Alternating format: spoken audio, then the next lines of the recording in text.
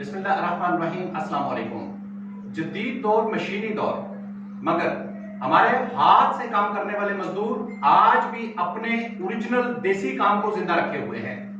ये किस तरह काम करते हैं, मैं आज एक ऐसे ही वर्कशॉप में, ऐसे ही कारखाने में आन पहुंचा हूं, जहां पर मैं आपको बताऊंगा कि महंगी महंगी शादियों में, बड़ी बड़ी तकरीबात में लाखों रुपए के पहने जाने वाले, ये शादी ब्याह के मौके पर दुल्हनों को सजाने वाले ये कीमती मलबूसात बनते कहां हैं और इन्हें कितने कारीगर कैसे मिलकर कितनी दिन और कितनी एफर्ट मेहनत के साथ बनाते हैं। ये सब जानने के लिए आप बने रहेंगे हमारे साथ। हम आपको इसकी मुकम्मल तफसीलात देंगे।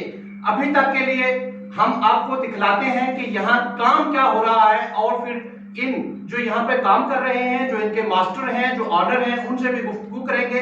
आपको बताएंगे कि यहाँ ये किस तरह का काम करते हैं और ये कितनी मेहनत और तगोदो से हाथ से वर्क करके ये खूबसूरत काम क्रिएट कर रहे हैं।